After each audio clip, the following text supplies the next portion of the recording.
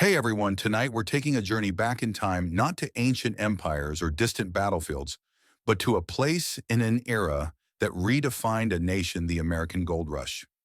Imagine standing on the cusp of something monumental, a whispered rumor that sets your heart racing and your mind alight with impossible dreams. You hear it first as a faint echo, then a growing clamor, a siren song of glittering promise that pulls at the very core of your being. It's the Golden Whisper, sparking an irresistible urge to leave everything behind. You probably won't survive this not without facing challenges that will test every fiber of your being. So before you get comfortable, take a moment to like the video and subscribe, but only if you genuinely enjoy what I do here. Let me know where you're listening from tonight and what time it is for you. And if you're enjoying these nightly ventures into history, hit that like button and follow the channel to ensure you don't miss the next thrilling installment.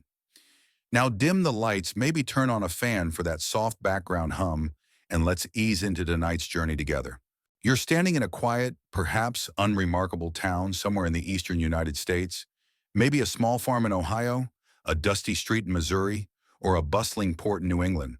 Life is predictable, perhaps even comfortable, but it's also constrained. Then the news arrives, not via instant messages or viral videos, but through slow, deliberate channels, a newspaper article, a letter from a distant relative, or the excited babble of a newly returned traveler. Gold in California. Not just a little bit, but chunks of gold nuggets the size of walnuts, glittering dust in every creek bed. Mainstream historical fact tells us that the discovery of gold at Sutter's Mill in January 1848 by James W. Marshall was initially kept relatively quiet. But by late 1848, and especially in 1849, the news exploded. President Polk even confirmed it in his December 1848 address to Congress, inadvertently pouring gasoline on the fire. You'd read the headlines, perhaps incredulous at first, but then a powerful seed of desire would begin to sprout in your mind. The thought wouldn't just be about wealth, it would be about freedom, about escaping a life of toil, about destiny. Here's a quirky tidbit. One of the most effective early advertisements for the gold rush was a bottle of Why Your Gold Dust sent by Thomas O. Larkin to the Secretary of War in Washington, D.C. Imagine this physical proof glinting in the gaslight of some clerk's office, transforming abstract rumors into tangible reality. You'd hear tales perhaps exaggerated of men striking it rich overnight, of fortunes made with a pickaxe and a pan. Historians still argue whether this widespread dissemination of tangible proof was more powerful than the printed word, or if it simply confirmed what people desperately wanted to believe. You, however, would feel that irrational, intoxicating optimism begin to surge. The air around you would suddenly feel charged with possibility. Every conversation would revolve around California. Your neighbors, your friends, even strangers on the street would be gripped by this shared fever. You'd see the excitement, the gleam in their eyes, mirroring your own burgeoning hope. The idea wouldn't be if you could find gold, but when. The dull routine of your daily life would begin to chafe, feeling suddenly meaningless compared to the promise of instant riches. Your imagination would run wild, painting vivid pictures of gleaming nuggets of a life free from want. This golden whisper was more than a rumor. It was an invitation, a challenge, a desperate gamble for a better life. And you, like thousands before and after, would begin to answer its call. As the golden whisper morphs into an insistent roar in your mind, you face the first profound decision of your audacious quest. Leaving home's echo. This isn't just packing a bag. It's severing ties, saying goodbye to everything familiar, and stepping into a vast, terrifying unknown. You stand on the threshold of your old life, the comforting echoes of home vying with the thrilling call of adventure. Mainstream historical fact confirms that the vast majority of those who embarked on the gold rush, famously dubbed the 49ers, were young men from the eastern and midwestern United States. They left farms, families, and established trades driven by a powerful mix of economic desperation and an almost mystical belief in instant wealth. You'd feel the weight of this decision, the finality of it. Your parents might plead, your spouse might weep, your children might look at you with wide, confused eyes. It's a painful wrench, a tearing away from the very roots of your existence. Here's a quirky tidbit. Many men swore they'd only be gone a year or two, just long enough to make their pile intending to return to their families wealthy. They pack their bags with a mix of practical tools and sentimental trinkets, believing this temporary separation would lead to a lifetime of prosperity. Imagine the conversations you'd have promising you'd be back rich beyond their wildest dreams, and picturing the joy on their faces when you returned. Historians still argue whether this pervasive belief in a quick return was genuine optimism or a necessary self-deception to overcome the immense emotional hurdle of leaving loved ones behind. You, however, would feel the ache in your chest, the profound sense of departure.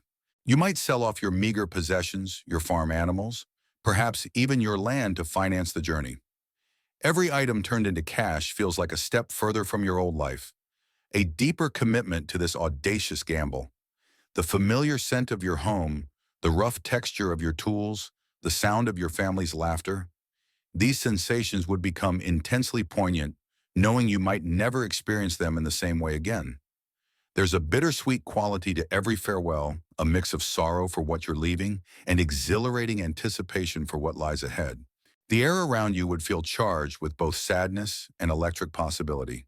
Your last handshake, your final embrace, would be imbued with a gravity that words couldn't convey. The decision to leave was a leap of faith, a rejection of the predictable for the improbable. The echoes of your loved ones' goodbyes would follow you, a constant reminder of the high stakes involved. You are not just going to California to dig for gold. You are embarking on a journey that will fundamentally reshape who you are, leaving a piece of your old self and your old life behind. With the echoes of farewells still ringing in your ears, you now find yourself at a critical fork in the road. How will you get to California? For many, the choice was the long, grueling Overland Trail Odyssey. Harney, you're about to embark on a punishing journey across vast prairies, towering mountains, and scorching deserts, where every mile is a test of endurance, and every day brings new perils. You stand beside your covered wagon, the creak of its wheels, a promise of hardship. Mainstream historical fact confirms that the overland route, stretching over 2,000 miles from jumping-off points like Independence, Missouri, was the most common path for 49ers, despite its immense dangers. Thousands undertook this journey by wagon train, an epic migration of hope and desperation. You'd be part of a vast procession, wagons stretching for miles across the plains, each one a fragile vessel carrying someone's dreams of gold. The air would be thick with dust, the constant lowing of oxen, and the incessant creak of timber. Here's a quirky tidbit about overland travel: the sheer amount of abandoned equipment along the trail. As the journey wore on, pioneers realized they had overpacked. Wagons were discarded, heavy furniture left by the wayside, tools jettisoned, and even chests filled with clothes or books were abandoned. Imagine passing entire landscapes littered with the discarded dreams of those who had come before you, a sobering monument to miscalculation and hardship. Historians still argue whether these abandoned possessions were more a sign of poor planning or a testament to the brutal, unforeseen challenges of the route. For you, it's a stark visual reminder of the sacrifices required. Every day would bring new challenges. You'd face scorching sun and sudden violent thunderstorms. Rivers swollen by spring thaws would become treacherous crossings, claiming wagons and lives. Sickness, cholera, dysentery would sweep through the camps, turning healthy men into ghosts overnight. You'd learn to ration water, to sleep with one eye open, and to perform the endless, monotonous tasks of keeping a wagon train moving, yoking oxen, gathering firewood, standing guard. Your body would ache with a weariness that seeped into your bones, and your hands would be raw and calloused. The sounds of the overland trail would be a constant symphony of hardship: the mournful lowing of cattle, the incessant buzz of flies, the groaning of wagon wheels, and the desperate cries of those felled by disease. You'd observe the sun-baked faces of your fellow travelers, etched with dirt and determination. The air would taste of dust and hope, a bitter mix. This journey was more than just travel. It was a crucible burning away illusions and forging a new, harder version of yourself. And with every mile, the promise of gold, however distant, would be the only thing keeping you moving forward. While many chose the dusty overland trail, you opt for a different, equally perilous gamble: the sea route's peril. You're boarding a cramped sailing vessel prepared for a months-long voyage around the treacherous tip of South America, braving storms, disease, and the crushing monotony of the open ocean. You stand on the pitching deck, the salty spray on your face, the vast, indifferent expanse of the Pacific stretching before you. Mainstream historical fact confirms that sailing around Cape Horn was the longest, but often considered the safest route, though it was still incredibly dangerous for those coming from the East Coast. It avoided the overland perils but introduced its own set of formidable challenges.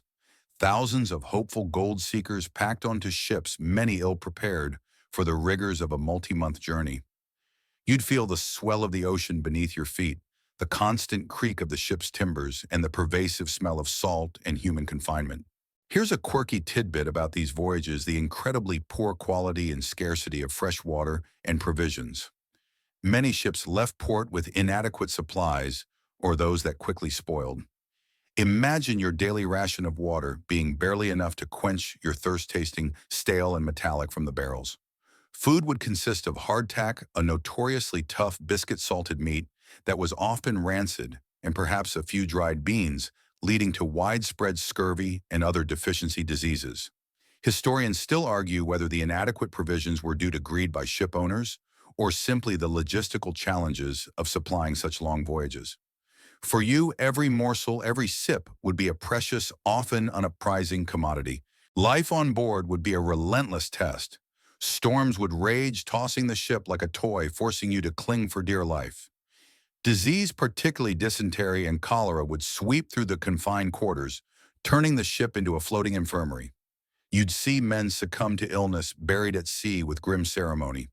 Monotony would be a constant companion, weeks blurring into months with nothing but the endless horizon.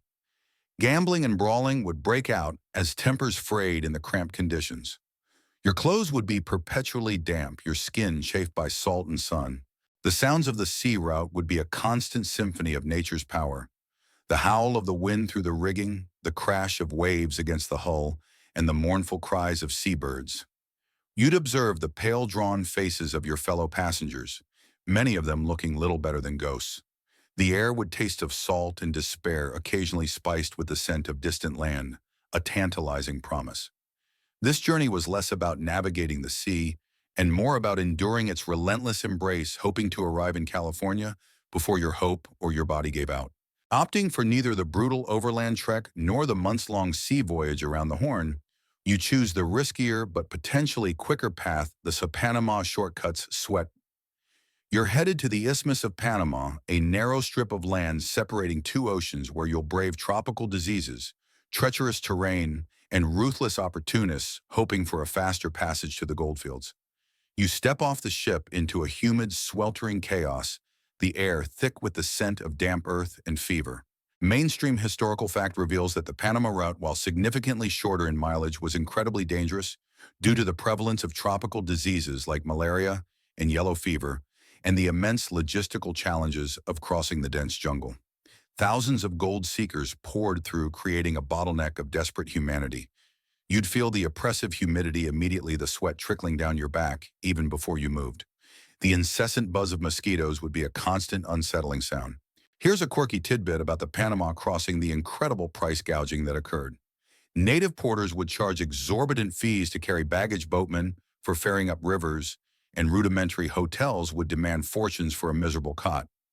Imagine paying a week's wages just for a night's rest in a mosquito-ridden shack, or being forced to abandon precious equipment because you couldn't afford its transport. Historians still argue whether the rampant exploitation was simply market forces at work or a deliberate, cruel targeting of desperate travelers. For you, it's a stark lesson in how quickly moral boundaries dissolve when immense profit is at stake. The journey across the isthmus would be a hellish gauntlet. You'd contend with dense jungle trails, often ankle-deep in mud, infested with venomous snakes and insects. Rivers navigated by dugout canoes would be slow and arduous, teeming with alligators. Fever would be a constant threat, striking down companions with terrifying speed, leaving you to wonder if you'd be next. The primitive towns along the way would be chaotic, filled with desperate men, vice, and opportunistic criminals. Your clothes would be perpetually soaked with sweat and mud, your skin crawling with insect bites. The sounds of the Panama shortcut would be a symphony of the tropics, the chirping of unseen insects, the croaking of frogs, the splash of paddles in muddy rivers, and the hacking coughs of the fever-stricken. You'd observe the gaunt, feverish faces of your fellow travelers, their eyes glazed with desperation. The air would smell of damp earth, decay, and the ever-present cloying scent of illness. This shortcut, though promising speed, was a brutal crucible, testing your endurance against a far more insidious enemy than rough trails or ocean storms, the invisible, relentless forces of disease. Whether by land, sea, or jungle shortcut, you have finally arrived. After months of grueling travel, you step onto Californian soil, and the air crackles with an almost palpable energy. This is Arrival Gold's Promise, a chaotic, gold-fevered atmosphere that immediately engulfs you. You're here at the heart of the dream, and the reality is both exhilarating and overwhelming. Mainstream historical fact confirms that San Francisco, a sleepy village before 1848, exploded into a bustling, lawless metropolis almost overnight. Ships lay abandoned in the harbor, their crews having deserted for the goldfields, their masts forming a skeletal forest against the sky. Tents and ramshackle shacks covered the hillsides. You'd feel the sheer force of humanity, a torrent of hopefuls from every corner of the globe, all converging on this single shimmering promise. The air would hum with a cacophony of languages, the shouts of merchants and the distant rhythmic clang of hammers building new structures. Here's a quirky tidbit about these arrival points: the incredible cost of living. Basic necessities transported thousands of miles became astronomically expensive. A simple meal could cost a day's wages, a common newspaper a fortune. Imagine paying $10 for a single egg that's like hundreds of dollars today, or $1 for a single nail.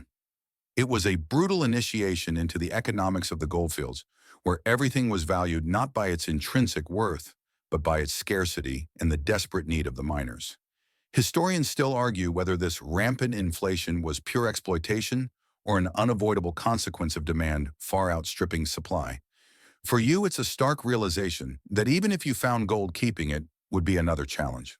You'd see men and a few intrepid women from every walk of life, seasoned sailors alongside farmers, lawyers, beside laborers, all united by the singular pursuit of gold. They'd be dressed in a chaotic mix of their original clothing, now tattered and stained in newly acquired rough denim or flannel. Their faces would be a mix of exhaustion, anticipation, and a wild gleam in their eyes, the unmistakable spark of gold fever. You'd feel the palpable sense of opportunity, the belief that around the next bend or in the next riverbed lay your fortune. The sounds of California's gold-fevered arrival would be overwhelming: the constant shouts of vendors, the hammering of construction, the discordant music from hastily erected saloons, and the ceaseless murmur of thousands of voices. You'd observe the feverish pace, the desperate hope etched on every face, and the sheer audacity of this human tide. The air would smell of sawdust sweat and the faint, tantalizing scent of distant riches. This arrival wasn't just reaching a destination, it was stepping into a living, breathing testament to human ambition, a chaotic preamble to the digging that would either make or break you. With the chaotic roar of San Francisco still echoing in your ears, you finally make your way to the actual goldfields, perhaps a winding river in the foothills of the Sierra Nevada. You're standing by the water's edge, holding your tools ready for your venture. First pan's hope. This is the moment, the tangible beginning of your quest, filled with exhilarating anticipation and the inevitable gritty frustration. Mainstream historical fact confirms that, well, panning was the simplest and most common initial method for gold extraction. It required minimal equipment, just a pan, a shovel, and some good old-fashioned elbow grease. You'd purchase a heavy metal pan, perhaps for an exorbitant price, and head to a promising-looking stream. The air would be crisp, filled with the sounds of rushing water and the rhythmic scraping of shovels.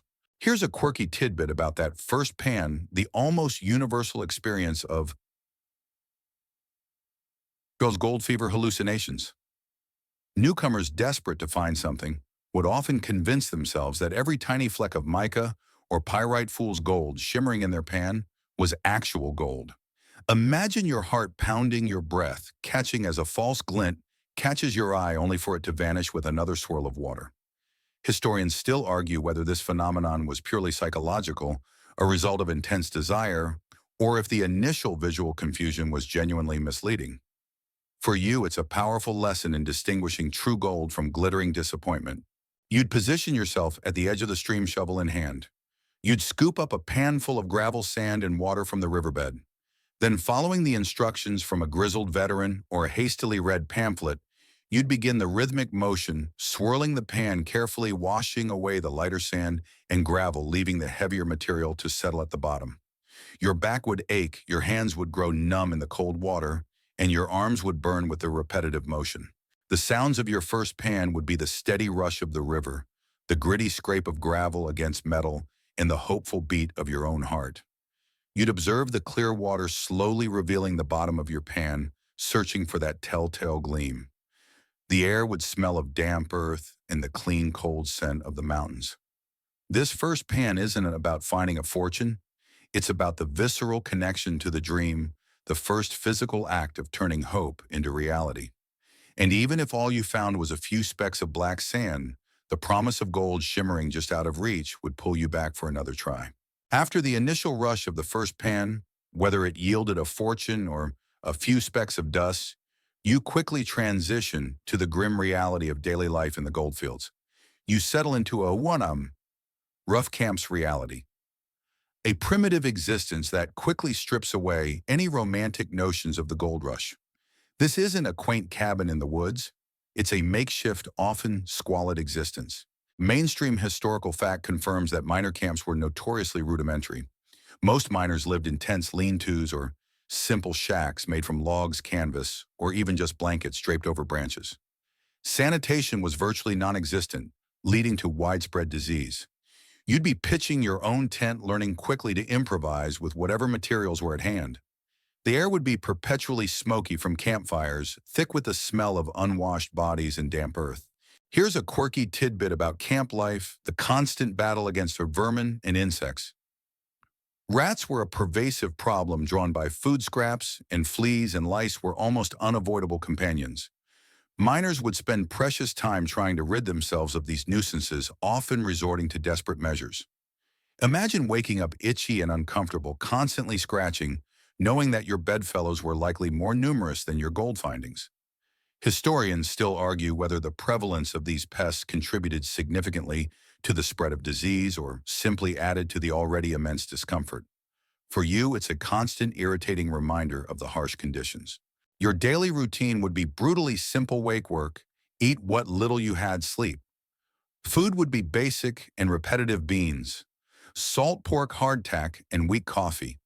Fresh vegetables were a rare luxury, leading to prevalent scurvy and other deficiency diseases. You'd learn to cook over an open fire, everything tasting of smoke and desperation. Comfort was a distant memory. The ground beneath you would be hard and cold, and the sounds of your fellow miners, often coughing or groaning, would be your lullaby. The sounds of the rough camp would be a constant murmur, the crackle of campfire, the distant splash of pans in the creek, the occasional curses, and the droning hum of mosquitoes.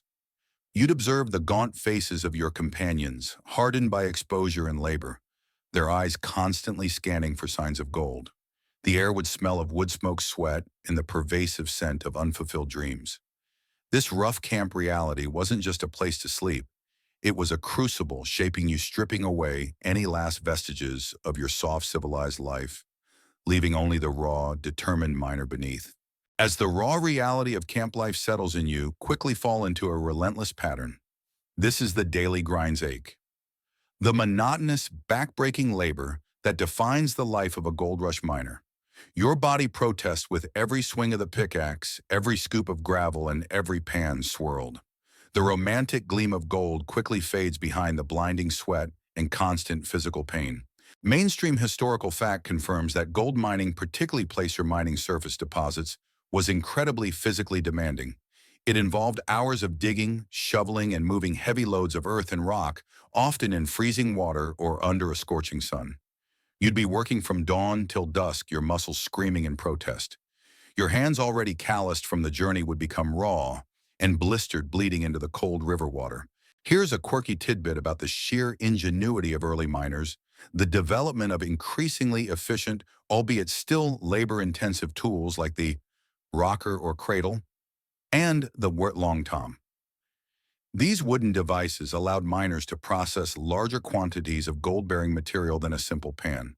Imagine constructing one of these cumbersome contraptions from salvaged lumber, your exhausted mind trying to decipher crude diagrams, knowing that every nail hammered meant more gold processed. Historians still argue whether these early inventions significantly democratized gold finding or merely intensified the labor for the same meager returns. For you, it's a constant effort to maximize your meager output.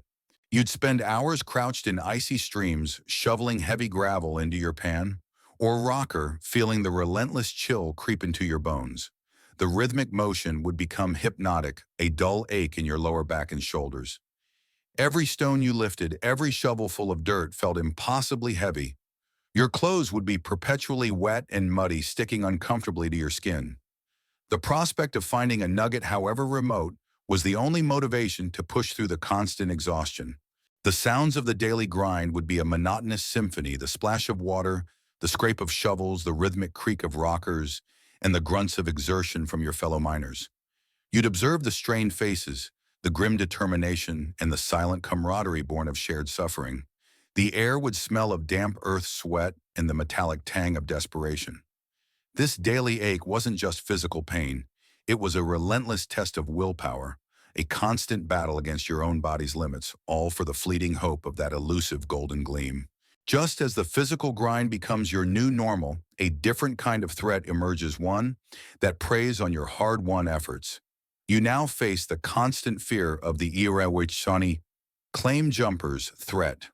Wait, in a chaotic world with little formal law, your small patch of ground your claim is your most valuable possession, and it's always vulnerable to aggressive rivals seeking to steal your fortune. You feel a constant knot of anxiety in your stomach, your eyes always scanning for potential threats. Mainstream historical fact confirms that disputes over mining claims were rampant in the early gold rush, often leading to violence and even murder. With no established legal system, miners often formed their own informal mining districts and created rules, but enforcement was sporadic and often relied on brute force or intimidation. You'd spend precious time marking your claim with stakes, building crude fences, and keeping a watchful eye, knowing that your hard work could be stolen in an instant. The air would be thick with unspoken tension, every stranger a potential threat. Here's a quirky tidbit about these claim disputes: the elaborate, often theatrical methods miners use to assert ownership, sometimes involving standing guard with loaded shotguns for days on end, or even digging a small ditch around their claim and filling it with their own urine, a rather pungent territorial marker. Imagine marking your territory in such a crude, desperate fashion, hoping the smell more than anything would deter trespassers.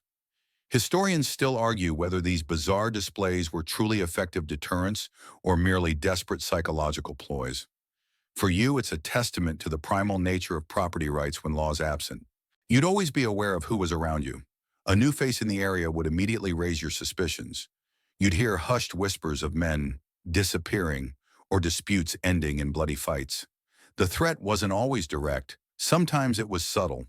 A boundary stone mysteriously moved, a pan of gravel disturbed. You'd learn to sleep lightly, your pickaxe or shovel, or perhaps a hidden pistol within easy reach. The sense of vulnerability would be constant, reminding you that your fortune, however small, was always at risk. The sounds of the mining district would be punctuated by sudden shouts, distant gunshots, or the strained silence of men wary of each other. You'd observe the suspicious glances, the hardened expressions, and the quick, almost animalistic responses to perceived threats. The air would smell of fear and the ever-present dust. This claim jumper's threat wasn't just about losing gold.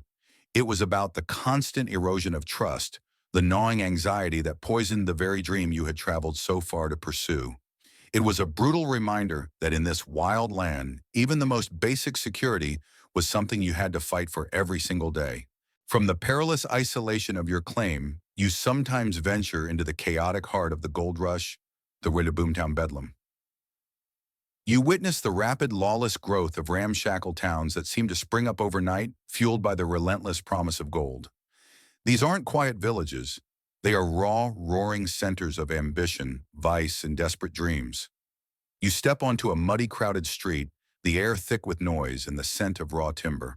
Mainstream historical fact confirms that boomtowns like Columbia Placerville or Sonora appeared with astonishing speed, often growing from a single tent to a bustling town of thousands in mere months. They lacked proper infrastructure, sanitation, or established law enforcement, leading to a volatile and often dangerous environment. You'd navigate crowded, unpaved streets, stepping over mud puddles and discarded refuse. The buildings would be hastily constructed, often mere facades, thrown together with whatever timber was available. Here's a quirky tidbit about boomtown architecture: the prevalence of dirwanam, false fronts. Many buildings, particularly saloons and stores, would have elaborate two-story facades built to project an image of permanence and prosperity, even though the actual structure behind them might be a small, single-story shack or even a tent.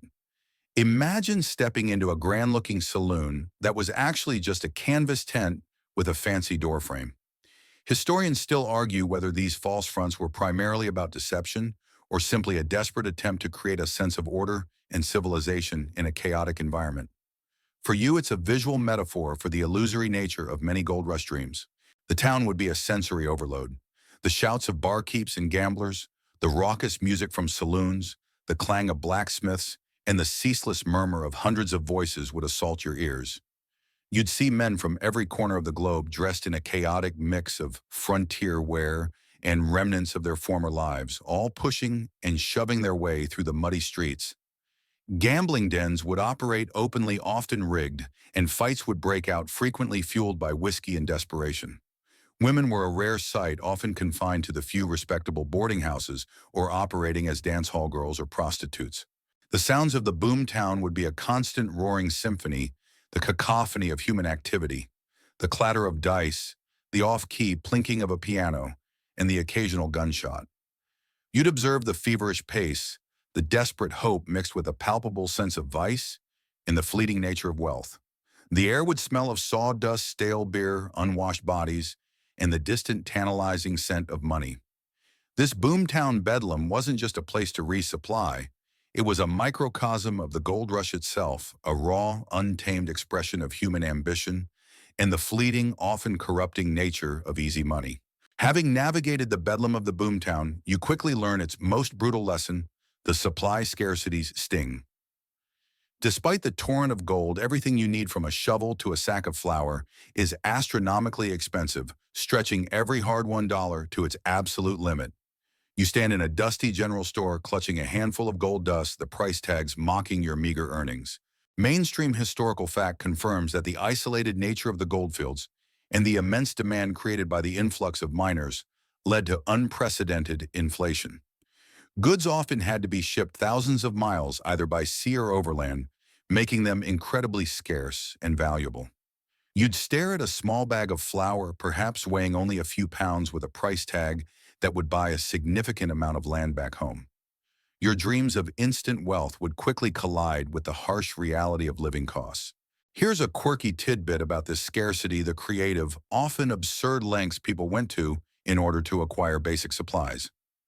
One story recounts a miner paying a nugget of gold for a single onion, desperate to combat scurvy, or the ingenious trade networks that sprung up with men bartering their labor or small findings for goods, creating a localized informal economy. Imagine trading a day's worth of backbreaking digging for a single small piece of salt pork. Historians still argue whether these extreme prices were solely due to supply and demand, or if outright profiteering played a larger role in stripping miners of their earnings. For you, it's a constant, frustrating negotiation, watching your gold melt away on essentials. You'd find yourself meticulously rationing everything: a single match to light your fire, a few pinches of coffee to last a week, a worn pair of trousers mended countless times. Every purchase would be agonizing, every decision weighed against your dwindling earnings. You'd learn to mend your own clothes, fix your own tools, and make do with the bare minimum, transforming into a master of frontier frugality.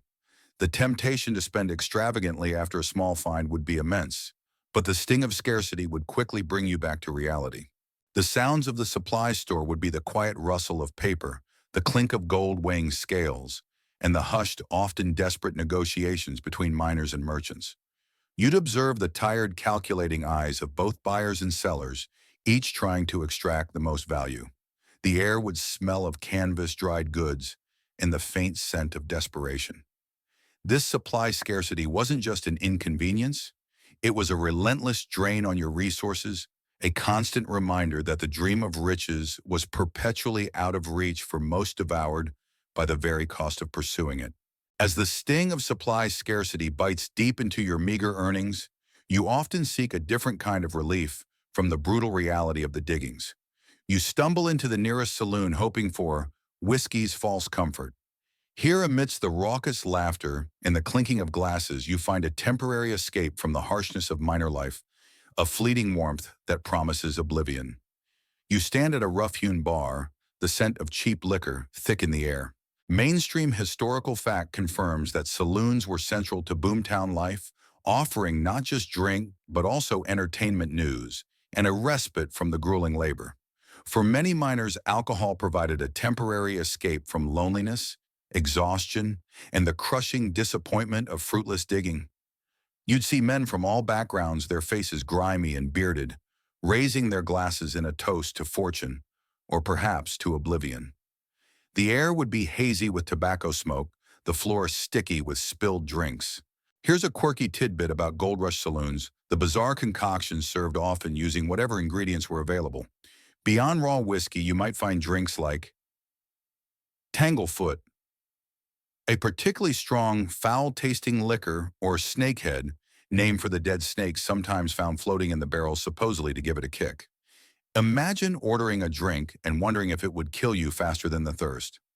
Historians still argue whether the extreme potency of these drinks was intentional to quickly inebriate or simply a result of crude distillation and lack of regulation. For you, it's a desperate gamble for momentary forgetfulness. You'd push your way through the crowd, past men gambling wildly at card tables, past others lost in drunken stupor. The music, often a tinny piano played by an indifferent musician, would be loud and discordant. Conversations would be shouted over the din, ranging from exaggerated tales of gold finds to bitter complaints about bad luck. You'd feel the warmth of the whiskey burning down your throat, numbing the aches in your body and the anxieties in your mind. For a few brief hours, the relentless pressure of the gold rush would recede, replaced by a hazy, fleeting sense of camaraderie and careless abandon. The sounds of the saloon would be a raucous symphony: the loud chatter, the clink of glasses, the thump of cards, the off-key piano, and the occasional burst of drunken laughter or angry shouts. You'd observe the flushed faces, the reckless abandon, and the desperate search for solace. The air would smell of cheap liquor, stale smoke, and unfulfilled dreams. This whiskey's false comfort wasn't true escape. It was a temporary truce, a brief, dangerous interlude, before you returned to the brutal reality of the diggings, perhaps with less gold and a splitting headache. Having sought solace in the bottom of a whiskey glass, you might then be drawn to another alluring, yet often ruinous distraction in the boomtown, the down on a gambler's folly. You try your luck at cards, drawn by the tantalizing possibility of winning back your lost earnings or even striking it rich at the table instead of the river. You sit down at a crowded poker table, the green felt under your fingers, the tension in the air palpable. Mainstream historical fact confirms that gambling was pervasive in gold rush towns, operating openly and often unregulated. Professional gamblers flocked to California, eager to separate inexperienced miners from their hard-won gold. Faro poker and roulette were popular games, promising quick fortunes, but usually delivering swift losses. You'd feel the intoxicating allure of chance, the belief that your luck might be different, that one good hand could change everything. Here's a quirky tidbit about Gold Rush gambling: the widespread use of Awashin-stacked decks and elaborate cheating schemes. Professional gamblers were masters of sleight-of-hand marked cards and secret signals, making it almost impossible for an honest miner to win in the long run. Imagine meticulously playing your hand, believing in your skill, while the dealer subtly manipulated the deck right under your nose. Historians still argue whether the miners were truly naive to these tricks or simply so desperate for a shortcut to wealth that they ignored the obvious risks. For you, it's a grim lesson in the predatory nature of unregulated vice. You'd watch the gold dust and nuggets pile up on the table, changing hands with alarming speed. The tension in the room would be electric, punctuated by gasps of excitement or groans of despair. You'd place your own meager findings on the table, your heart pounding with every card dealt. The thrill of a win, however small, would be exhilarating, fueling the illusion that you could beat the odds. But far more often, you'd watch your precious gold slowly, inevitably slip away, leaving you with nothing but regret and an even emptier poke. The sounds of the gambling den would be a constant murmur of voices, the clatter of chips, the rustle of cards, and the occasional sharp crack of a dispute breaking out. You'd observe the strained faces of the players, a mixture of desperate hope, grim determination, and utter despair. The air would smell of stale tobacco, cheap whiskey, and the palpable tension of high stakes. This gambler's folly wasn't just a leisure activity. It was a dangerous siren song, a shortcut to poverty-stripping miners of their hard-earned gold, faster than any claim jumper or exorbitant merchant. It was a painful lesson in the brutal, unforgiving nature of chance, as the false comfort of whiskey and the swift losses of the gambling table leave you more depleted than before a deeper, more insidious adversary begins to take hold.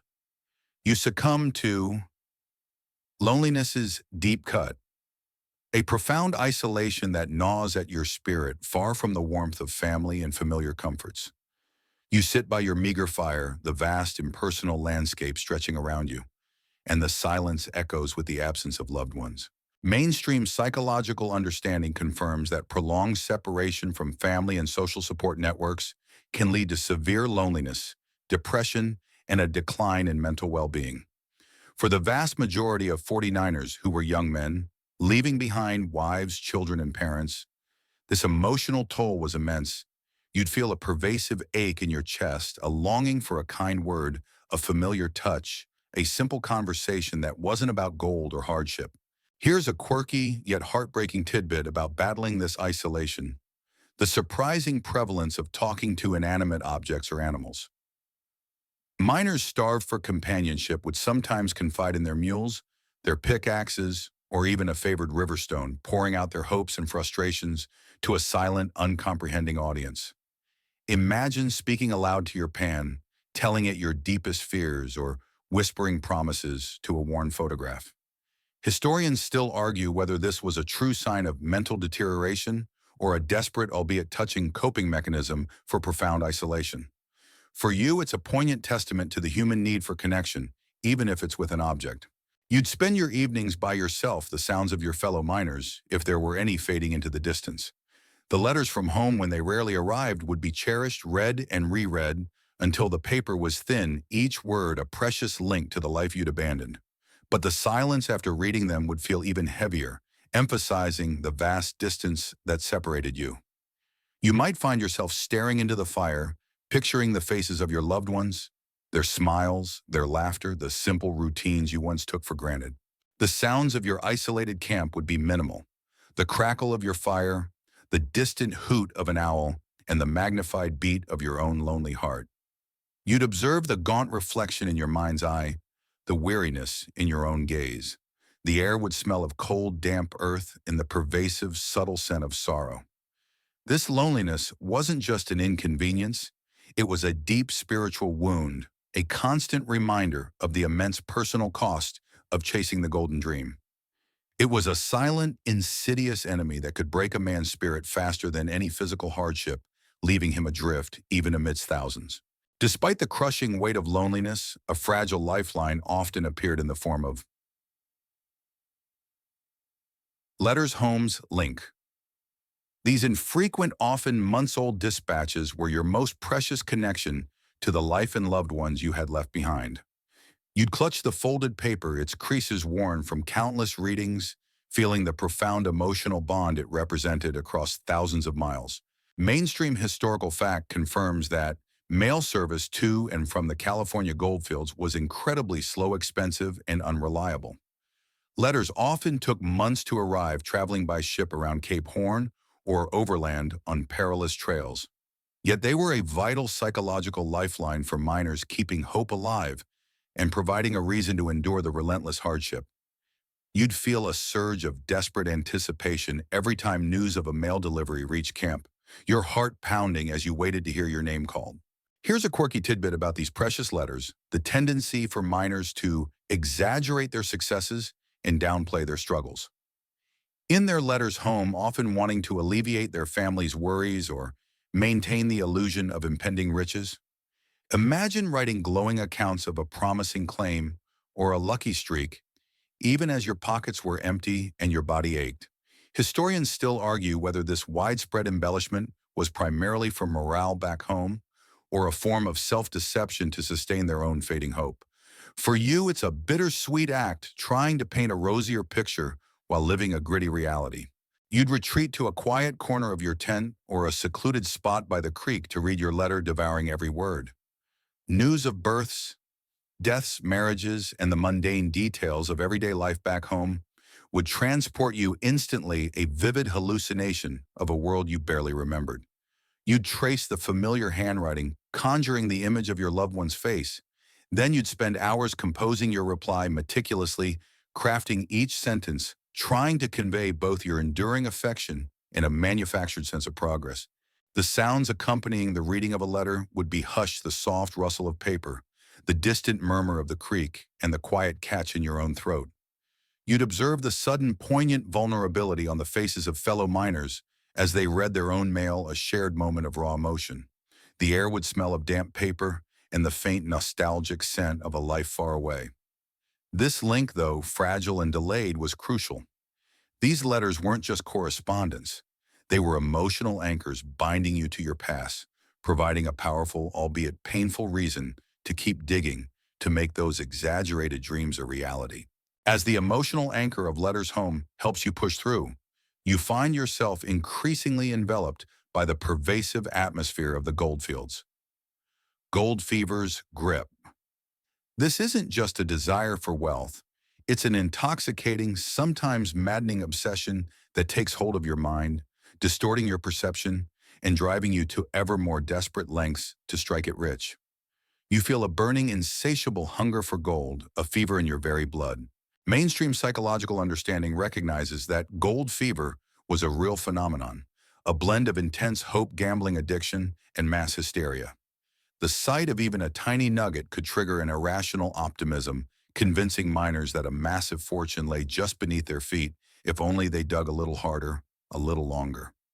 You'd feel an almost manic energy driving you to work tirelessly, ignoring exhaustion and pain, convinced that this shovelful, this pan, would be the one. Here's a quirky tidbit about gold fever's more extreme manifestations: the tendency for miners to guard their claims with almost paranoid vigilance, often believing their neighbors were trying to steal their thoughts or methods. Not just their physical gold. Imagine obsessively watching another miner convinced their slight shift in digging technique means they've discovered your secret spot. Historians still argue whether this paranoia was a genuine psychological break or a logical response to the pervasive claim jumping and lawlessness of the period. For you, it's a chilling realization of how quickly ambition can curdle into obsession.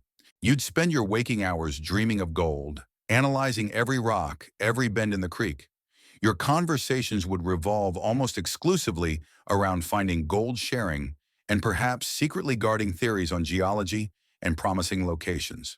Sleep would offer little escape, your dreams often filled with glittering nuggets just beyond your grasp. The sound of a pickaxe hitting rock would send a jolt through you, hoping it was the sound of discovery.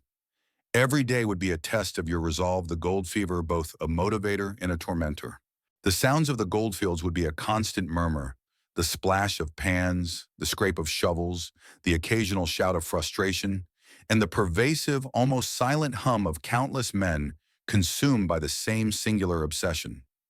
You'd observe the wide, almost glassy eyes, the strained expressions, and the tireless movements of men driven by an unseen force. The air would smell of damp earth, sweat, and the intoxicating invisible scent of gold itself. This gold fever's grip wasn't just a metaphor. It was a powerful, almost spiritual force that consumed thousands, leading some to fortune, and many more to utter ruin, their souls as empty as their gold pokes. Amidst the relentless grind and the pervasive grip of gold fever, there would be moments rare, fleeting, but intensely exhilarating of unexpected nuggets. These were the instances when your backbreaking labor actually paid off, when you found real gold, not just dust rekindling your hope and confirming for a precious moment the validity of your audacious dream. You feel a sudden electrifying jolt, your heart leaping into your throat. Mainstream historical fact confirms that while most miners found only small amounts of gold dust, if anything, there were indeed lucky strikes and significant nugget finds, especially in the early days of the rush. These rare successes fueled the fever and kept countless others digging. You'd be stooped over your pan going through the familiar motions when suddenly a glint too bright to be mica, too substantial to be dust would catch your eye. It might be a small pea-sized nugget, or if you were incredibly lucky, something much larger. Here's a quirky tidbit about finding a significant nugget: the immediate, almost primal urge to would bite it. Gold is soft, so biting a nugget was a quick, crude way to test its authenticity, leaving a visible teeth mark if it was real. Imagine your hands trembling, your heart pounding, as you bring the cold, heavy metal to your teeth, the satisfying indentation confirming your wildest hopes. Historians still argue whether this impulse was purely practical or an almost ritualistic confirmation of wealth, a tangible bite into your dream. For you, it's an undeniable visceral connection to your fortune. The moment you saw that nugget, time would seem to stand still. All the aches, the loneliness, the frustration would vanish, replaced by a surge of pure, unadulterated elation. You might let out a shout of triumph or keep it a closely guarded secret, casting furtive glances around to ensure no one else witnessed your good fortune. The nugget, heavy and cool in your palm, would feel like the culmination of all your struggles, a symbol of your perseverance. You'd carefully wrap it, perhaps in a piece of cloth, tucking it away in your leather poke, its presence a constant, comforting weight against your skin. The sounds in that moment would be muted, as if the world held its breath with you. The gentle rush of the creek, the pounding of your own heart, and perhaps a quiet, disbelieving chuckle of pure joy. You'd observe the dazzling glint of the gold, feeling its undeniable reality. The air would smell of damp earth and the sweet, intoxicating scent of success. These unexpected nuggets weren't just pieces of metal. They were potent injections of hope, fueling the relentless, often futile pursuit, reminding you why you had embarked on this mad journey in the first place, keeping the dream tantalizingly alive. As the surface gold dwindles and those precious, unexpected nuggets become rarer, you and your fellow miners are forced to adapt. You witness a significant shift in strategy, embracing shifting techniques. As the easily accessible placer gold becomes scarce, forcing more complex and laborious methods of extraction. You find yourself moving beyond the simple pan, contemplating new ways to coax gold from the earth. Mainstream historical fact confirms that the gold rush evolved rapidly from individual panning to more organized, technically demanding methods. As shallow deposits were exhausted, miners moved to deeper gravels and harder rock, requiring more sophisticated tools and collaborative efforts. You'd observe miners experimenting, sharing knowledge, and adapting their approaches, recognizing that clinging to old methods meant going home empty-handed. Here's a quirky tidbit about these evolving methods: the widespread use of mercury quicksilver. In the later stages of placer mining, miners discovered that mercury would bond with tiny gold particles, forming an amalgam which could then be heated to evaporate the mercury, leaving the gold behind. Imagine handling glistening liquid mercury with your bare hands, completely unaware of its toxic properties, believing it was simply a tool for wealth. Historians still argue about the long-term health impact of this pervasive mercury use on the miners and the environment, but its efficiency was undeniable at the time. For you, it's a dangerous but necessary step in extracting more gold. You'd move from the simple pan to larger tools like the sluice box. This involved constructing long wooden troughs with riffles, small bars at the bottom. Gold-bearing gravel would be shoveled in, and water would be run through it with the heavier gold settling behind the riffles. This required more labor, often a small team, but it processed far greater volumes of material. You'd spend your days shoveling endlessly, your arms aching with the constant repetitive motion, but with the hope that scale would bring success. The sounds of the evolving diggings would change the rhythmic splash of water in a sluice box, the dull thud of shovels filling the trough, and the occasional shouts of coordination among small groups. You'd observe the growing complexity of the mining operations, the gradual shift from lone prospector to collaborative or competitive teams. The air would still smell of damp earth and sweat, but now with a faint metallic tang of mercury. These shifting techniques weren't just about innovation. They were about survival, a testament to the relentless pressure to find gold-pushing miners to embrace new, often dangerous methods as the easy pickings vanished. As the techniques evolve and the readily available gold disappears from the smaller streams, you find yourself following the promise of richer, untouched deposits. You pack up your meager belongings and move often for days and creek to river. You abandon the small played-out tributaries for the larger, more powerful rivers, hoping their broader beds and deeper gravels hold the fortunes that have eluded you. You stand on the banks of a mighty river, its current surging, feeling a renewed, if cautious, sense of hope. Mainstream historical fact confirms that as the shallower, more accessible placer deposits in small creeks were exhausted, miners migrated to the larger river systems like the American Yuba and Feather rivers. These rivers held vast amounts of gold-bearing gravel in their ancient beds, but extracting it often required diverting the river's course or building elaborate wing dams. You'd witness dozens, sometimes hundreds of miners working in unison or in fierce competition, transforming the landscape. Here's a quirky tidbit about river mining: the construction of elaborate, often dangerous, flumes and canals to divert river water. Miners would build wooden channels, sometimes miles long, to redirect entire sections of a river, exposing the rich bedrock beneath. Imagine working precariously on rickety wooden structures, battling the immense force of the river with the constant threat of collapse. Historians still argue whether the monumental engineering effort required for these river diversions was economically sound for most miners or simply another expression of desperate gold fever. For you, it's a testament to the scale of human ambition and the willingness to take immense risks. You'd spend your days digging deep pits in exposed riverbeds, constructing dams, or hauling immense quantities of gravel to your sluice box. The work would be even more physically demanding than before, often in deeper, colder water. You'd learn to gauge the river's currents, to predict its shifts, and to work collaboratively or suspiciously with other miners, sharing the same stretch of water. The potential reward was greater, but so was the effort and the risk of the river reclaiming its bed with a sudden flood. The sounds of river mining would be the roar of diverted water, the heavy thud of timber, the splash of countless shovels, and the collective grunts of men working in unison. You'd observe the scale of the operations, the transformed landscape, and the unwavering belief that bigger rivers held bigger fortunes. The air would smell of damp earth, fresh-cut wood, and the powerful, untamed scent of the river itself. This move from creek to river wasn't just a geographical shift. It was an escalation of the gamble, a deeper commitment to the relentless pursuit where the stakes were higher and the work even more punishing. As river mining becomes increasingly industrialized, you witness a new destructive force unleashed upon the landscape: hydraulics havoc. You see immense jets of high-pressure water literally washing away entire hillsides in the relentless pursuit of gold, transforming once pristine valleys into scarred, muddy wastelands. You stand awestruck and a little terrified by the sheer power and the terrifying environmental consequences. Mainstream historical fact confirms that hydraulic mining, which emerged in the early 1850s, became the dominant form of gold extraction once surface and river deposits were depleted.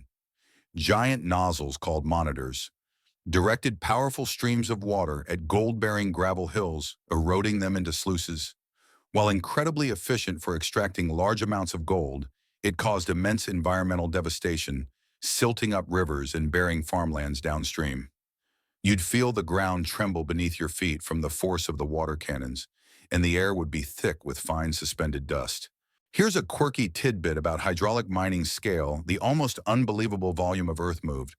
By the 1880s, hydraulic mines were washing away more earth than was moved during the construction of the Panama Canal. Imagine standing before a man-made waterfall of mud, thousands of tons of earth dissolving before your eyes every hour.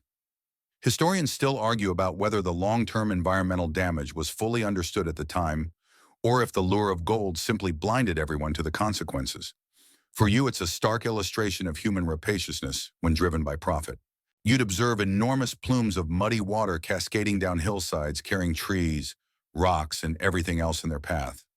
The landscape would be visibly scarred, denuded of vegetation, transformed into a desolate moonscape of gravel and silt. While you might not be directly operating these massive machines, you'd be working in their vicinity, perhaps tending the sluice boxes downstream, aware of the immense, almost uncontrollable power at play. The noise would be deafening, a constant roar of rushing water and tumbling earth. The sounds of hydraulic havoc would be a continuous, thunderous roar, the deafening hiss of the monitors, the grinding of earth, and the crash of falling debris. You'd observe the vast scale of destruction, the transformed waterways, and the relentless, almost impersonal efficiency of these machines. The air would smell of damp earth, churned mud, and the distant, unseen scent of environmental ruin. This hydraulic havoc wasn't just a new mining technique, it was a symbol of unchecked ambition, a brutal force that transformed a pristine wilderness into a scarred industrial landscape, leaving a profound and lasting legacy of both wealth and environmental destruction. As hydraulic mining devours the landscape, the pursuit of gold drives you even deeper, literally into the earth. You now face the new dangers and complex machinery of extreme quartz mining's peril. You delve into underground mining, leaving the open air for the dark claustrophobic tunnels chasing veins of gold embedded in hard rock, a far more dangerous and technically demanding endeavor. You stand at the mouth of a dark shaft, the air cool and damp, and the distant sounds of drills echoing from below. Mainstream historical fact confirms that as placer surface gold became exhausted, miners turned to quartz mining, extracting gold from hard rock veins deep underground. This required significant capital-heavy machinery, like stamp mills to crush the rock, and skilled labor, making it a much more industrialized and hazardous operation. You'd feel a chilling sense of foreboding as you descended into the earth, leaving the daylight behind for artificial light and confined spaces. Here's a quirky tidbit about early quartz mining: the prevalence of nitrononin, miner's lung, or silicosis, a debilitating and often fatal lung disease caused by inhaling silica dust generated by drilling and blasting in enclosed spaces. Imagine slowly suffocating from the very air you breathe, your lungs hardening into useless stone. Historians still argue whether the dangers of dust inhalation were fully understood or simply ignored in the relentless pursuit of gold. For you, it's an invisible, insidious threat, far more dangerous in the long run than any claim jumper. You'd spend your days in the cramped, dark tunnels working by the dim light of a candle or a primitive lamp. The air would be heavy with dust and the smell of explosives. You'd hear the constant clang of drills against rock, the muffled thud of distant blasts, and the creak of timber supports. Accidents were frequent: cave-ins, falling rock explosions from faulty blasting caps, and the ever-present threat of a pickaxe slip. Every shift would be a gamble with your life, the promise of a rich vein of quartz, the only motivation to face the dark. The sounds of quartz mining would be a constant claustrophobic symphony: the metallic clang of drills, the guttural shouts of commands, the rhythmic thud of stamp mills above ground, and the unnerving creak of strained timbers. You'd observe the stoic, dust-covered faces of your fellow underground miners, their eyes reflecting the dim light and a shared sense of fatalism. The air would smell of rock dust, damp earth, and the faint, unsettling scent of danger. This quartz mining peril wasn't just about digging. It was a descent into a subterranean hell, a desperate, dangerous gamble that traded immediate physical comforts for the slim hope of an even greater fortune buried deep within the unyielding earth. As the methods of gold extraction become more industrialized and dangerous, the human landscape of the gold rush also intensifies, leading to profound cultural clashes. You observe mounting tensions and outright conflicts between the incredibly diverse groups of miners who flock to California from across the globe, each bringing their own customs, languages, and expectations. You find yourself navigating a volatile social landscape where differences can quickly erupt into hostility. Mainstream historical fact confirms that the California gold rush was a truly global phenomenon, attracting fortune seekers from every continent: Americans from the East, Chinese Mexicans, Chileans, Europeans, and Australians. This unprecedented mingling of cultures, often with wildly different legal traditions, customs, and languages, led to misunderstanding, prejudice, and intense competition for resources. You'd feel the simmering resentment, the unspoken suspicions, and the palpable sense of us versus them that often permeated the mining camps. Here's a quirky tidbit about early cultural tensions, the Moshwanim.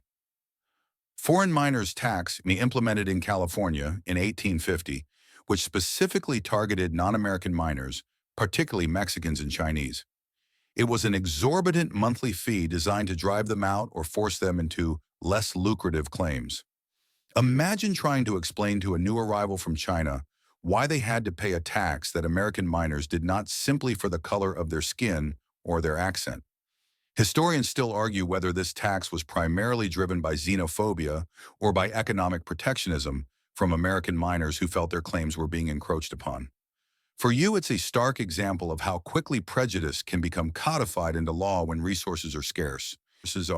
You'd witness arguments escalating into brawls, often fueled by alcohol and underlying resentment. Different groups would form their own isolated camps, speaking their own languages, wary of outsiders. Prejudice would be rampant with derogatory terms and stereotypes used openly. You might find yourself caught in the middle of a dispute or forced to choose a side, even if you didn't fully understand the underlying causes. The shared dream of gold often failed to bridge the deep cultural divides, instead exacerbating them. The sounds of these cultural clashes would be a discordant mix of shouted arguments in various languages, the heavy thud of fists, and the chilling silence that follows acts of violence.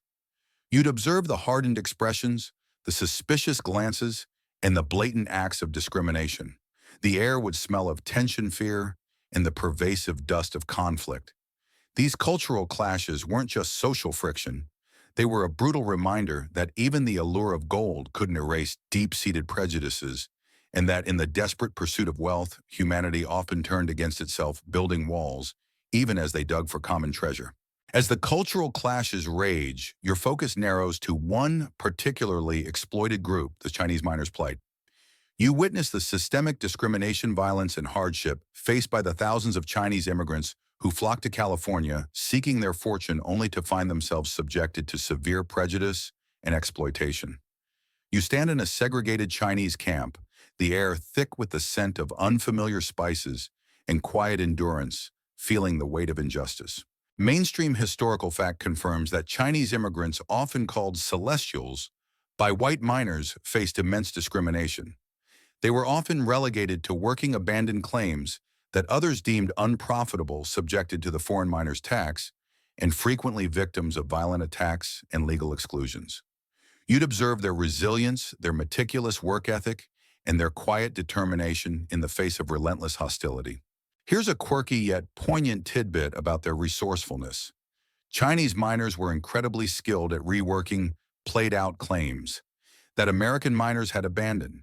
They would often use sophisticated techniques like constructing intricate systems of dams and flumes, or meticulously sifting through tailings, discarded gravel, thought to be worthless, finding gold that others had missed. Imagine a group of Chinese miners patiently gleaning a fortune from ground that a white miner had cursed and left behind, only to then be driven off by violence.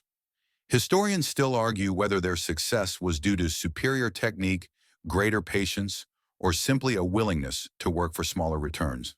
For you, it's a testament to their quiet perseverance against impossible odds. You'd see their distinctive clothing, their queues, braided pigtails, and their reliance on traditional foods and customs, all of which made them targets for xenophobia. Their camps were often isolated, providing a measure of community, but also making them vulnerable. They were often forced to work in harsh, undesirable conditions, yet they persevered, sending back precious remittances to their families in China, fueling further migration. Despite the rampant prejudice, their contributions to the gold rush and later to California's infrastructure were immense. The sounds in the Chinese miners' camps would be the murmur of Mandarin or Cantonese, the rhythmic scraping of their tools, and the quiet, dignified silence that often accompanied their labor. You'd observe their focused diligence, the unspoken solidarity among them, and the profound resilience in their eyes. The air would smell of burning incense, boiled rice, and the subtle scent of quiet resistance. This plight wasn't just about hardship. It was about facing systemic injustice with unwavering determination, revealing the dark underbelly of the gold rush dream, where fortune was often reserved for the privileged and prejudice was a harsh, undeniable reality. Beyond the overwhelming male presence and cultural clashes, your journey through the gold rush also reveals a quieter, yet incredibly impactful demographic, the Mana Minamnemercha. You encounter the few, often remarkably resilient women who dared to venture west, defying societal norms, to seek their own fortunes sometimes directly, sometimes by creating vital services in a world dominated by men. You stand in their presence, feeling the weight of their courage and the strength of their unique contribution. Mainstream historical fact confirms that women were a tiny minority in the early gold rush, making up only a small percentage of the population in California. Those who came were often wives following their husbands, but many were single women seeking economic opportunity as entrepreneurs, entertainers, or service providers in the boom towns, where their skills were in high demand and commanded high prices. You'd observe their stark contrast to the rough, male-dominated environment, often bringing a much-needed sense of order or domesticity. Here's a quirky tidbit about these intrepid women, the incredible earning potential they had not always from mining. A washerwoman, for example, could earn more in a day doing laundry than a miner could sometimes make digging for a week. Imagine a woman charging $1 for a single shirt wash, an exorbitant sum, turning the mundane into a profitable enterprise. Historians still argue whether these high wages were solely due to scarcity or if there was an underlying respect for the domestic order and comfort women could provide in an otherwise chaotic environment. For you, it's a powerful example of how entrepreneurial spirit found unconventional avenues for success. You'd see women running boarding houses, cooking meals often at exorbitant prices, sewing and mending, or performing in saloons. Some defying all expectations even bought and managed their own mining claims, proving as capable as any man. Their presence, however small, had a civilizing effect, often leading to the establishment of schools, churches, and more stable communities. They brought a different kind of resilience, a quiet strength that transformed transient camps into nascent towns. The sounds around these women would often be a contrast to the surrounding chaos, the gentle hum of conversation in a boarding house, the sizzling of food on a stove, or the quiet rustle of fabric. You'd observe their determined expressions, their practical demeanor, and the surprising dignity they maintained amidst the rough and tumble environment. The air might smell of freshly baked bread, clean laundry, or the comforting scent of domesticity, a stark relief from the usual camp odors. These women of the rush weren't just footnotes, they were essential pillars, bringing vital balance, fostering community, and often quietly accumulating fortunes through their labor and courage, carving out their own unique place in the golden dream. From the quiet strength of the women, your journey now plunges into the often brutal, unregulated heart of the goldfields. Lawlessness and justice. You navigate a world with rudimentary law, where order is often dispensed not by courts or sheriffs, but by vigilantes, mob rule, or the swift, brutal justice of a pistol. You feel a constant edge of tension in the air, knowing that right and wrong are often determined by who has the fastest draw or the most allies. Mainstream historical fact confirms that early gold rush California was largely ungoverned territory. The sudden influx of hundreds of thousands of people overwhelmed any existing legal structures. Miners often formed their own informal mining districts and elected arbitrators, but serious crimes, theft, murder, claim jumping, were frequently handled by improvised miners' courts or vigilante committees. You'd feel the raw, untamed nature of this environment where self-preservation was paramount. Here's a quirky yet grim tidbit about vigilante justice, the common practice of tree justice or lynching, for perceived crimes often carried out swiftly and publicly to deter others. Imagine witnessing a summary trial, perhaps for a horse thief, followed by immediate execution on the nearest sturdy tree, the assembled crowd silent and grim. Historians still argue whether these acts of vigilante justice were a necessary evil to maintain order in a chaotic environment, or merely another form of lawlessness often influenced by prejudice and mob mentality. For you, it's a chilling demonstration of justice, or its brutal caricature without a formal system. You'd witness disputes over claims escalating into violent brawls, sometimes ending in death. Robberies were common and retaliation often swift and personal. Trust was a rare commodity and suspicion a constant companion. You'd learn to carry a weapon even if you never intended to use it simply for deterrence.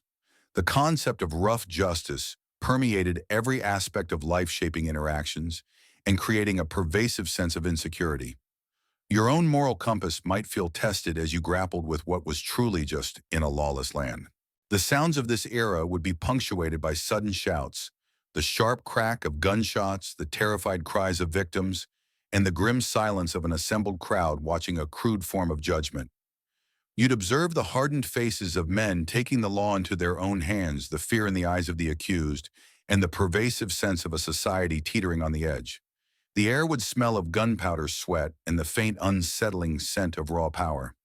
This period of lawlessness wasn't just chaos. It was a brutal social experiment, revealing how quickly the veneer of civilization can strip away when the promise of riches unleashes the darker side of human nature, leaving a legacy of both desperate order and violent injustice. As the raw reality of frontier justice settles, a new formidable adversary emerges, one that no pickaxe or pistol can conquer: winter's cruel freeze. You endure the brutal, isolating winter months in the Sierra Nevada foothills, a period of profound hardship when mining largely ceased, supplies dwindled, and the very landscape turned hostile. You feel the relentless cold seep into your bones, the world outside your thin shelter transformed into a landscape of stark white and biting wind. Mainstream historical fact confirms that winters in the California goldfields, particularly in the higher elevations, were incredibly harsh. Heavy snowfall could isolate camps for months, making resupply impossible. Mining activity, especially placer mining in icy streams, became impossible or severely limited. You'd feel the profound chill, the desperate efforts to stay warm with meager firewood, and the pervasive sense of being trapped. Here's a quirky tidbit about winter survival: the ingenious, sometimes desperate ways miners adapted their shelters to the cold. Some would cave in their tents or shacks with snow, using the snow itself as insulation, creating a kind of igloo-like dwelling, albeit a damp and cramped one. Imagine burrowing into a snowdrift around your tent, hoping the heavy snow wouldn't collapse on you, but knowing it was your best defense against the biting wind. Historians still argue whether these improvised shelters were truly effective or merely a testament to the miners' desperate ingenuity in the face of impossible conditions. For you, it's a cold, constant battle against the elements. Food, already scarce, would become even more precious.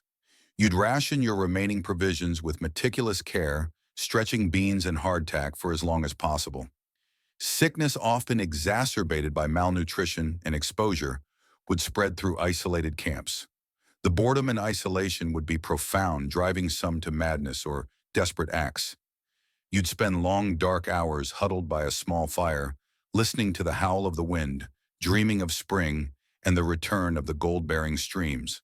The sounds of winter's cruel freeze would be the constant moan of the wind, the soft crunch of snow underfoot if you dared venture out, and the eerie, muffled silence that only heavy snowfall can bring.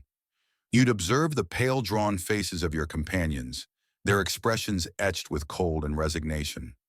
The air would smell of damp wood smoke, icy wind, and the pervasive scent of hardship. This winter wasn't just a season, it was a grueling test of endurance, a long, dark interlude that stripped away false hopes and left only the most resilient or the most stubborn clinging to the fading dream of gold, waiting for the thaw that might never come. As the brutal grip of winter finally loosens, a new, equally chilling reality often dawns. Dreams to dust. You confront the widespread failure that characterized the gold rush, for the vast majority of participants realizing that true riches remain elusive for most, and that your own grand ambitions have likely dissolved into nothing but hard-won experience and shattered illusions. You stand amidst the scarred landscape, the melted snow revealing not glittering gold, but only mud and broken dreams. Mainstream historical fact confirms that only a tiny fraction of 49ers ever struck it rich. The vast majority either broke even, barely survived, or returned home poorer than when they left, often physically and mentally broken. The dream of instant wealth was a powerful siren song, but the reality was relentless labor, exorbitant costs, and intense competition. You'd see men packing up their meager belongings, their shoulders slumped in defeat, their faces etched with the bitter knowledge of failure. Here's a quirky yet heartbreaking tidbit about the end of many dreams: the prevalence of paper fortunes. Many miners, rather than abandoning their claims, would sell them for promissory notes, shares in future mining companies, or even just fancy-looking deeds hoping to recoup something. Imagine trading your physical claim, your last tangible link to the golden dream, for a piece of paper that would likely never materialize into real wealth. Historians still argue whether this was a final act of desperation or a last-gasp psychological attempt to avoid the full admission of failure. For you, it's a poignant symbol of the elusive nature of wealth, transforming a tangible hope into a worthless piece of paper. You'd witness the gradual emptying of camps, the quiet exodus of men whose optimism had finally been extinguished. The initial boisterous energy of the rush would be replaced by a weary resignation. Some would find work in the emerging California economy, taking on jobs in cities or farms. Others, too broken or too proud, would embark on the long, difficult journey home, often facing the shame of failure. Your own heart would ache with a quiet sorrow, acknowledging the immense sacrifices made for a dream that for most simply wasn't meant to be. The sounds of these fading dreams would be a mournful quiet, the distant splash of a few remaining hopefuls, the rustle of wind through abandoned shacks, and the quiet sighs of men accepting their fate. You'd observe the bowed heads, the empty gazes, and the profound sense of anticlimax that settled over the landscape. The air would smell of damp earth, fading hope, and the pervasive dust of shattered illusions.